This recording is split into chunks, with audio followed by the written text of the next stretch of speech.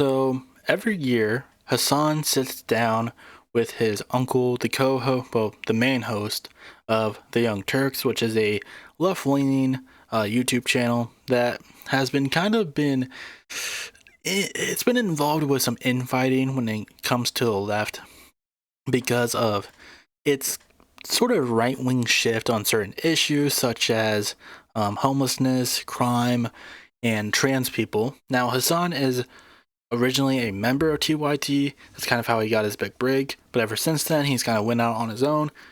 And over the years, it seems like him and his uncle Cenk have kind of been going in further directions away from one another. So they've been having this yearly debate that Hassan likes to call Thanksgiving, in which they talk about, the main issues at the time, stuff they disagree on, stuff like that. So we're going to get into it. We're not going to watch all of it because it's 3 hours long. This also comes from a Hassan fan channel called Hassan Reactions.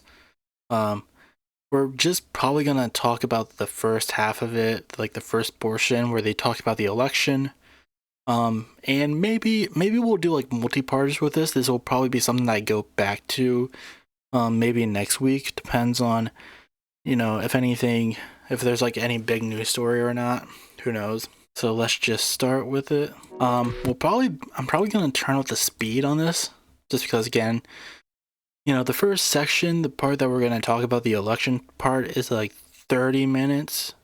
So I don't know how long we're going to be here. Again, I want to try to get as much as we can in the short period of time that I have. So we'll just, try to speed it up a bit. So I moved it to 1.5. So who knows?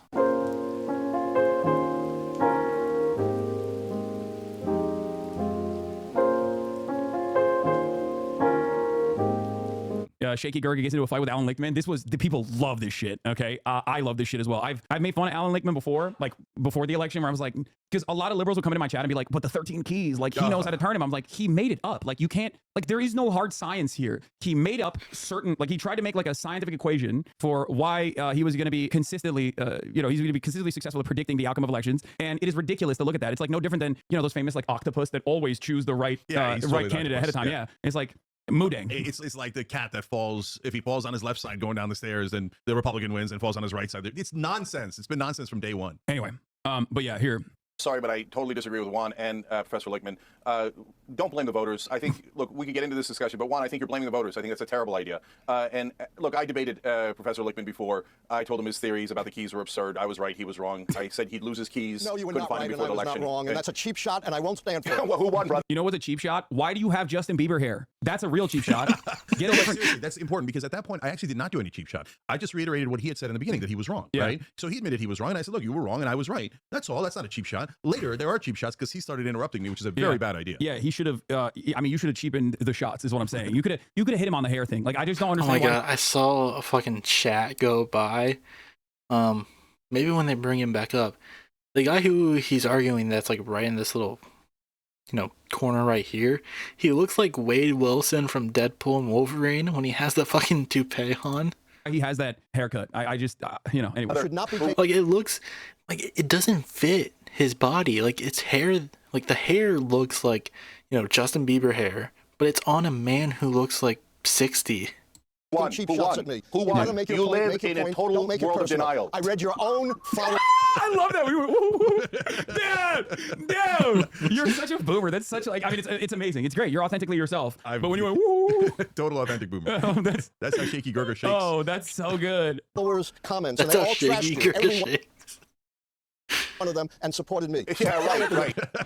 Okay, so let me tell you what happened there. So I debate him on Young Turks. So what happens is all of the key stands show up, and so they're like, key heads, yeah, the key heads are like, oh my god, he's so right. You don't even know that 7 keys is higher than 6 keys, and this has been so true of all people that I really, really want to win, right? So like they're total zombies, and they go into the YouTube section. Look at any of our YouTube videos. It is at least 50% trolls, right? Of whoever, Israeli trolls, right-wing trolls, left-wing trolls, whatever. And this brother thinks, oh, maybe that's the 14th key. Yeah, he's just brother. No, you were just selling them Kool-Aid. He's on copium. He's looking for. It's just funny because this is after the election, where he is like, before the election, everyone that wanted Kamala Harris to win desperately was like propping him up as this like prophetic figure, and I always thought that was ridiculous. And You know, I think they even did a video on me early on as well, because I think his son might have been a fan of mine or something. And they were like, I don't even know who this person is, to be honest. very This is the first time I'm hearing about this. my interpretation or my bastardization of his 13 keys analysis, right? But after the election, like, you should at least hang your head in shame. You know what I mean? You should have a little bit of decency to be like, yeah, let's reinterpret this stuff. Let's figure out. No, they don't have shame. That's why, like, after the election, a bunch of liberals on mainstream news was just like, it's trans people's fault that we lost. Going on. Yeah, but look, the corporate wing is never going to defending my dad's honor against Hasan Piker. The corporate wing's never going to admit defeat. He sounded like an emotional and disrespectful teenager. God, Hasan is so smug and arrogant. The fact that he's one of the biggest political commentators, streamers out there with no knowledge or credibility on any political subject. Sure.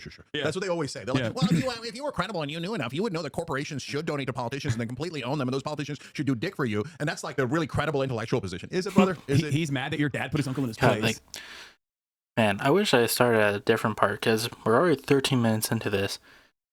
Like, the thing that I want to see them fight.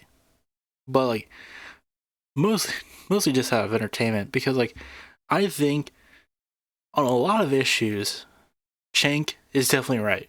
Because, like, you know, I believe that Cenk is inherently a progressive at heart, but there's just like a few issues that he likes to talk about where he's just vehemently wrong, but he doesn't, like, but he's very stubborn on keeping his position on, and it definitely comes up as someone who, like, has seen previous debates between these two.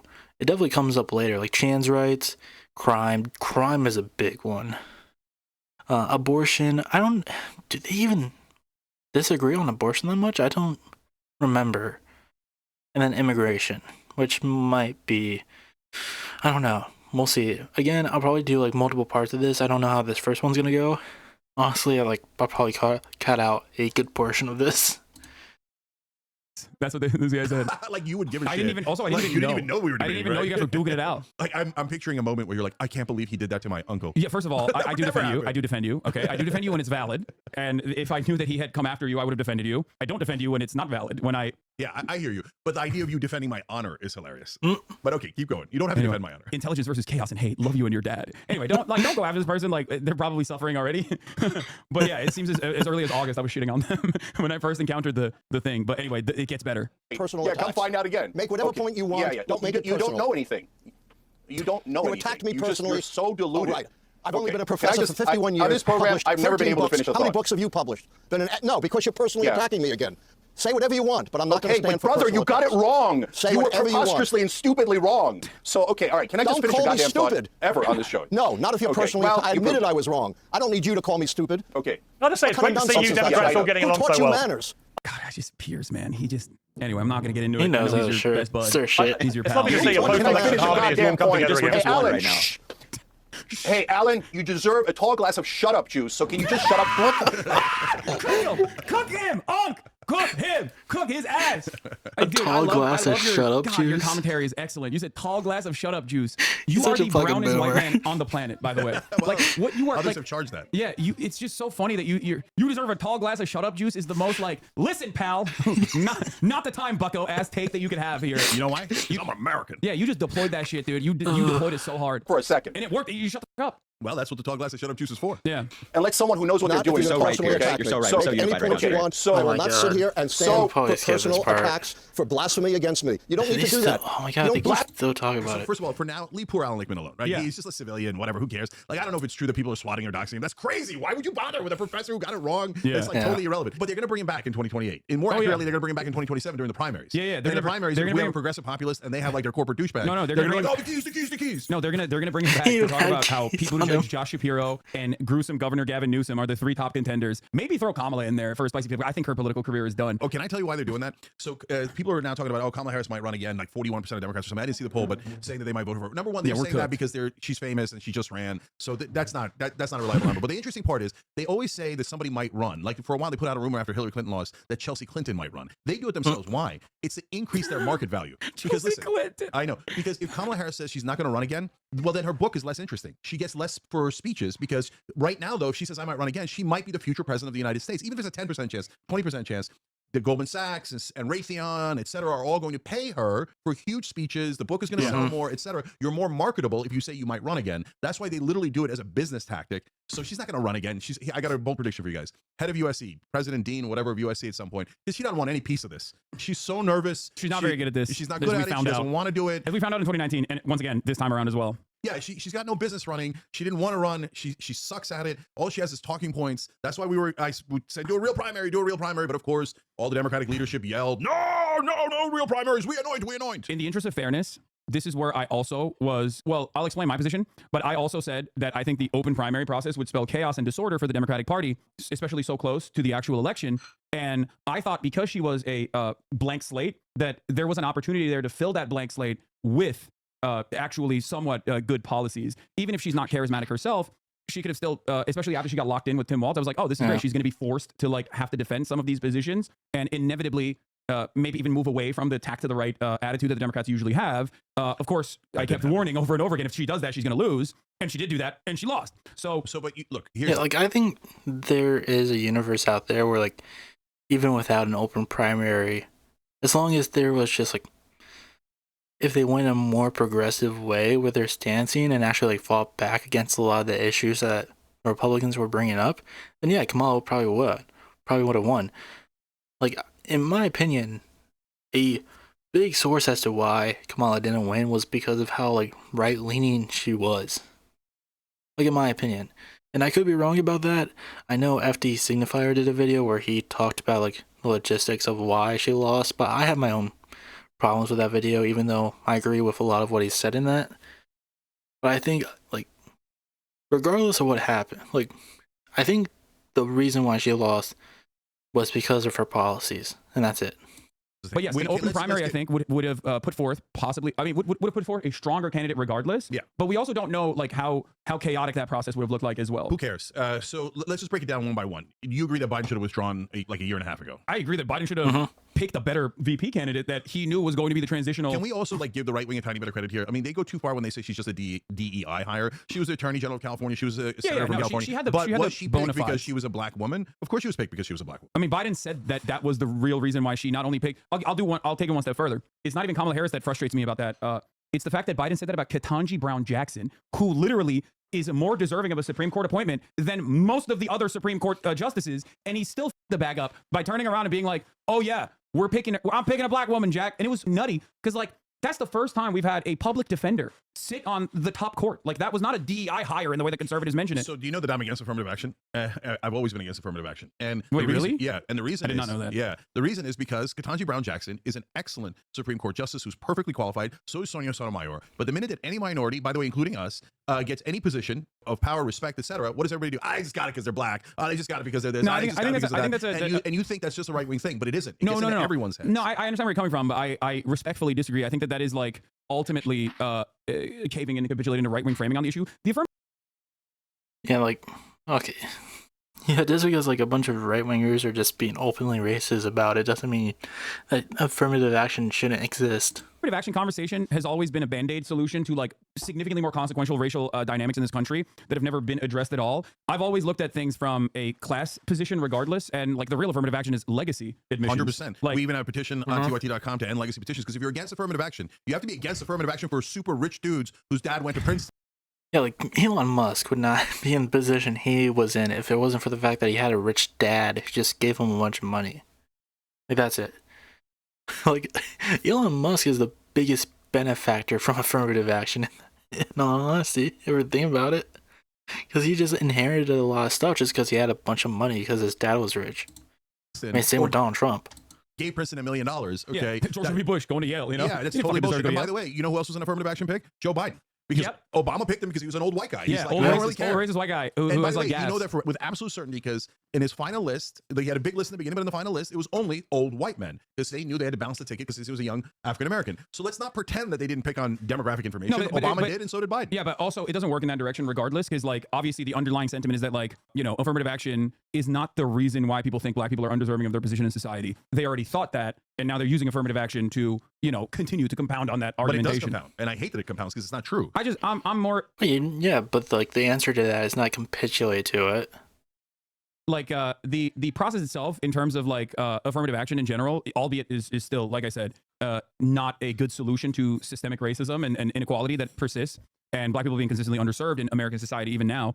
Yeah, even when I recognize that, it's still not like, you know, anything that moves the needle in an appropriate direction is fine. Like I don't have an issue with it, especially if it's like, for example, making colleges more diverse in general. That's a good thing. I don't think that's a bad thing at all, because I do agree with college administrators when they say that America is a diverse country and that we want our student body population to be more representative of the country as a whole. Yeah. And I think that actually makes it a more, like, these are some of my most like rad lib takes, I would say, but I do think that actually makes it a better learning environment in general. When you're a kid from the countryside that has never really encountered black people other than like, seeing black people and black culture on television, when you actually go to college and you're in a dorm and, you know, your dorm mate is a black person, for the first time you're actually encountering and developing interpersonal relationships with people that you otherwise never would have. And I think that makes it a better learning environment. Well, I mean, I can speak to this because that literally happened to me. Even though I wasn't in college for a long period of time, I was only in there for like half a year because of COVID. I grew up in a very small town, and my first experience with a lot of people who didn't look like me was in college, and they kind of opened up to be, you know, growing up in a small town, you're very ignorant to people who don't exactly look like you. And, you know, there's been stuff that I've said in the past, you can probably guess what it is, that is very ignorant, shit like that. And I think being in college and meeting up and becoming friends with people who didn't exactly look like me definitely made me more accepting to, you know, that. So, like, I can definitely speak to that. Like, yeah, I do, like, I agree with that too. Like, making college, making schools, making any like learning space more diverse is definitely better. Two things about that. Look, as you were talking, I came up with an analogy here. Let's see how it goes. I view affirmative action as kind of a counterproductive band-aid on a wound. So the right wing says the wound doesn't exist. No, I think the wound does exist. I just don't think that the band-aid is the right solution, right? Because what the band-aid is doing is it's covering up the wound and not letting it breathe and not letting it heal. You're a bit of an accelerationist. Okay, so in that regard. Well, it's very different accelerations. No, but, but I'm not trying to accelerate racism. I'm trying to end racism. That's what pure Marxist-Leninists say about the welfare state. Okay, it's a band-aid. It's a band-aid continuation of like Yeah, but they're wrong. That's a completely different topic. Okay, I'm just saying. I got you. So, but in this case, so constantly reaffirming, we should think about race. We should think about race. We should characterize everyone on race. That doesn't help defeat racism. It perpetuates racism. So I think it's a terrible idea. I hate that we view ourselves separately based on different categories, race, gender, sexual orientation. But in the space that we exist in, it's probably better to have that band-aid solution than not have one, especially with like how, you know, our government is run, how we as a society exist in, like how we operate. It's probably better to have that band-aid solution than have one in a world that isn't willing to fix the underlying problems of that. Like I don't think, like, you know, racism, institutional racism, it's not going to go away anytime soon unless there's like a big massive change. And in order for that to happen, a lot of shit is going to have to change. That's going to upset a lot of people who benefit from that. So unless, you know, something big happens where it's able to upset, you know, the people up top who benefit from this institutionalized racism, I'd rather kind of have the band-aid solution until we can fix those underlying problems. Orientation, etc. It's better to try to like change it with that band-aid solution in place than try to do it when, you know, it's not in place, in my opinion. There aren't things that are going wrong now. It doesn't mean that there isn't systemic racism. It means that there's a better way to address it. And then in terms of, you know, kind of going to his wound analogy, you know, it's better to fight with a band-aid over your wound than have that wound out in the open for anyone to just grab at and attack it. The diversity. Look, I would do not affirmative action, but whatever is the appropriate way to put a thumb on a scale, but for acceptance into schools based on class, not on race. And it's not because of class dynamics and I don't want the rich to go to good schools, etc. No, I'm saying that if you came from a poor background, I don't give a goddamn if it's from the hollers of West Virginia or your black kid in the Bronx.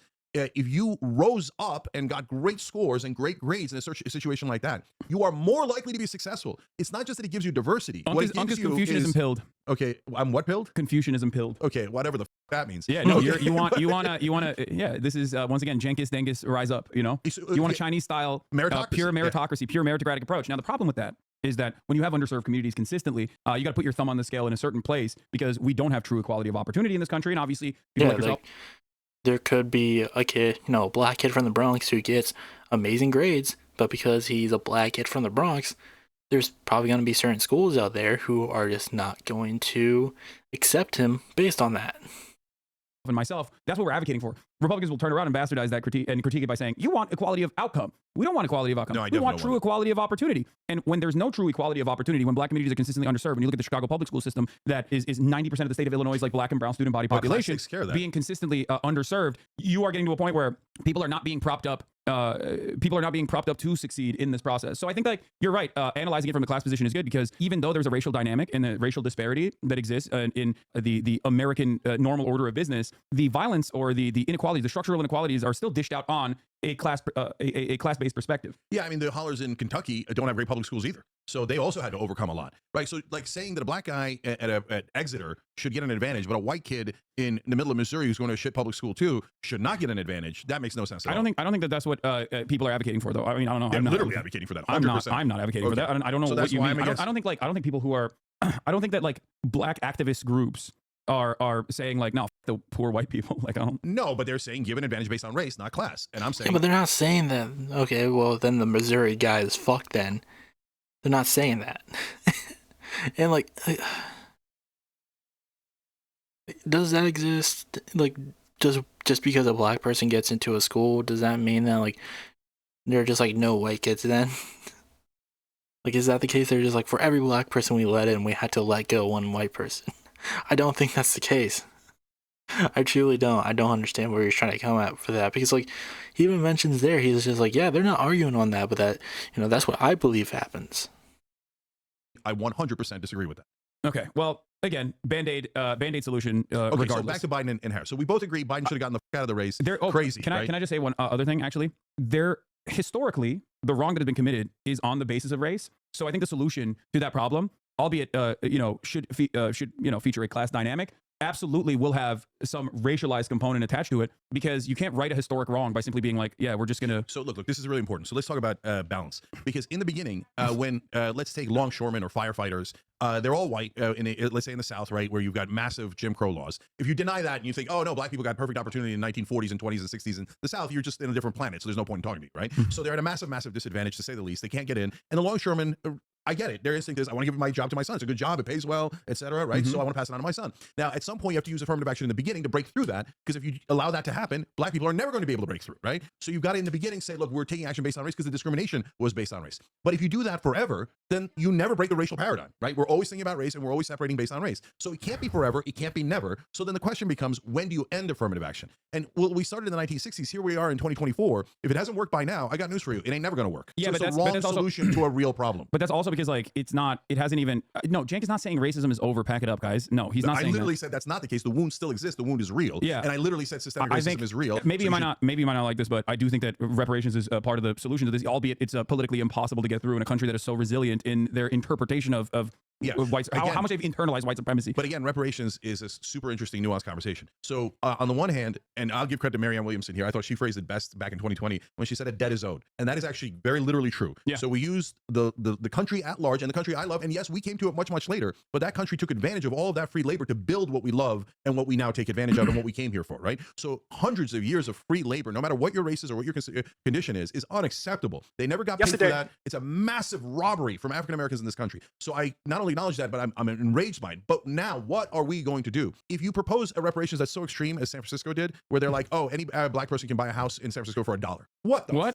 Okay. Wait, what do you? I don't even know. Hold on. What are you talking about? Had this insane thing where they're like, okay, now every white and non-black, including Latinos, including Middle Eastern, Asians, etc., have to give money to black people in this city or in this town where they passed it. Wait, hold on. Let's just take a look at it first.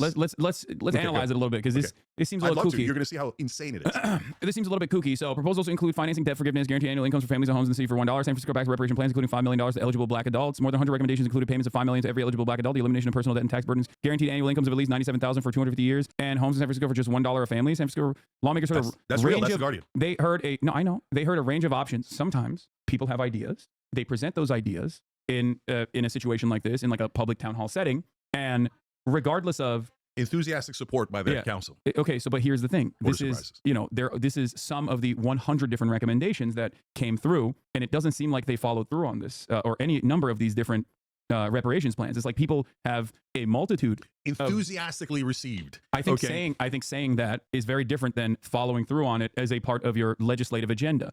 So my point was What there are extreme happened? proposals on reparations that make no sense. And Okay. you're agreeing. It makes no sense. Okay, Right? That's but- a ludicrous but- position. yeah, right? but So this is- is- hold on. Is but- there a but- way to do reparations in a way that does make sense? And I think the answer is yes. I don't think it's giving black people a house for $1. I don't think it's giving them money, etc. But the new school has proposed some interesting ideas, including, hey, what if we provided tax breaks that would be material in buying housing for African Americans? So, well, okay, that's interesting because now, or you created a fund that allows them to turn it into an education fund for their children, right? This person also has a good point. We should have a ceasefire in Gaza has also been enthusiastically received by the Biden admin and didn't mean they did the damn thing because, you know, politicians but we're not arguing, guys. If you think it's absurd, great, fantastic. We all agree it's absurd. I don't think that there are you know, I'm sure that there are some people who think this is a fantastic idea and they could get into an academic conversation about it. It's just more so a matter of like the framing of this to make it seem as though like the No, I'm setting the San outer extremes, Francisco- Haas. yeah, but like- okay, so I'm saying when you say reparations, a lot of people are going to say hell no. A lot of people are going to say hell yes. But my point is, but what are we saying yes or no to? So if you take the most extreme example, I say no, and everybody says no. But it's not. I'm agreeing with you. That's not the only proposal. I'm just telling you, New School has proposals that are really interesting about, hey, what if it was directed towards education or housing? We promised 40 acres and a mule, and we lied. We never gave them the 40 acres and a mule. yeah, only reparations were given to slave owners, as a matter of fact, for lost revenue Yeah. off of the You know, like I agree with that. Like I do think reparations should be headed toward like, you know, I'm not gonna like be upset if reparations go straight to black people in general, but I think like helping them more on a systemic level, like with education and housing, I think it will definitely pay off better in the long run. But like, I just don't understand why he wants to have this argument. Like, I don't know. It's like you want to really. I think this is my biggest problem with Cenk, is that whenever he talks about a certain topic, there's like some topics that he loves to talk about that really aren't a problem or a big factor in like anything that's going on in, you know, modern day society, that he really likes to hyper focus on and talk about the extremes. And well, I don't know, because like we'll get to like trans people, because I don't even understand his topic on that. Well, we'll probably get to it to another point. I don't know. But like, it's this weird hyperfixation on stuff that nobody's talking about except for like a few weird people online. Like when we get to the whole like birthing person thing that went on with Anna Kasperi and his co-host on TYT. Like very few people online don't even like talk like that when they talk about trans people. Like the trans discussion, like it's just so fucking weird. Like that whole thing with Anna Kasparian where she had a problem with people saying birthing person, even though like only a few people online, so like a small group within a small group, were saying things like that. Like nobody who is like in the trans movement or trans community uses the term birthing person, but I guess she saw like one or two people say it and it was just like, oh, everyone says it, so I'm just gonna have a big freak out over it. Like that's a big problem that I have with like both her and Cenk, is like they look at these few extreme examples of just nobodies talking about this shit, but then they want to make it this big issue. So like, why are you making it this big issue? Like you have thousands of followers, you have hundreds of thousands of followers, and you know, these are being said by random people with anime profile pics with only like 10 followers. Like, why do you care all that much about what this one person says who doesn't even have like a following? the freed African men and women. Yeah. So you see what I'm saying? That you could do it in a way that where middle America goes, oh, I get it. That sucks. That was an injustice. And we're trying a small thing here to make up for the injustice. So that it, at a minimum, symbolically, to say, thank you, brothers and sisters, for putting up with this shit. Like, I know you didn't do it voluntarily, but you helped build this country and we appreciate you. So get on a page where we understand each other and appreciate each other instead of framing it as, I'm taking from you. You owe me and I'm taking from you, right? So that perpetuates a wrong cycle. Whereas, but in order to do that, Haas, last thing on it is, you've got to have like truth and reconciliation, just like South Africa did. Here's all the f***ed up shit we did. South Africa's, South Africa's Reconstruction period also was not a great but truth success and either. reconciliation. So Sorry. that portion of it was great because they said, here's all the terrible things we did. Guys, it doesn't mean that white people today are racist. It doesn't mean white people today are awful. It doesn't mean all white people are the same. It doesn't mean any of that. What it means is in the past, there were terrible things that were done. And here's us trying to make up for it in some small way that the country agrees to and we're all on board for. And sincere apology and a sincere thank you. And now, from now on, let's move forward. Let's move forward and cut all the talk of like race this and race that and gender this and gender that from Right, both sides, by the way. The right wing starts more identity politics than the left wing does. So now the right wing guys their heads will explode. What do you mean? You guys try to find wedge issues on everything. And then you go more and more extreme. And I think you guys, us, fall into that trap way too often. We'll get to that later. Wait, let's get to it now. Okay. What do you mean by that? So Okay. you know what we're going to talk about, the trans issues. So on trans. All right, this is something we're gonna have to save for later. I don't know. They didn't really talk about the election all that much. I mean, they tried to, but they got stuck on like affirmative action. I don't know. This was just kind of whatever. I don't want to stay on this too long. We could probably it's almost an hour long, so I probably should just save it for later. But I'll have to probably cut this up. This will probably be pretty short in all honesty. I thought it was gonna be longer. But, you know, they just kind of talked about Alan Lichtman for a good period of time. So who knows? Maybe I'll go back to this next week and we'll see how far we get. I don't know. Again, this might be a multi-parter. Maybe it will just be, maybe this just will be it. I don't know. But we'll see where this goes. But yeah, I just kind of want to stop it here. That way I can get some gaming in before I hop off. But yeah, this is probably even if there is something I want to cover next week that isn't this, we'll probably revisit it, at least like the transgender rights issue, because I feel like that's one thing where I'm just like, Cenk just really needs to, also crime, but that's one that's really long. And I think we talked about it a lot the last time I reacted to their debate last year, so you might just want to check out that. I don't know how good the quality is on that one. It'll be probably pretty different in quality based on this one, but yeah, I would just go check that out if you're curious. But yeah, we probably will revisit this next week. But now I'm gonna get into some Batman Arkham Origins, so I'll just leave it right here.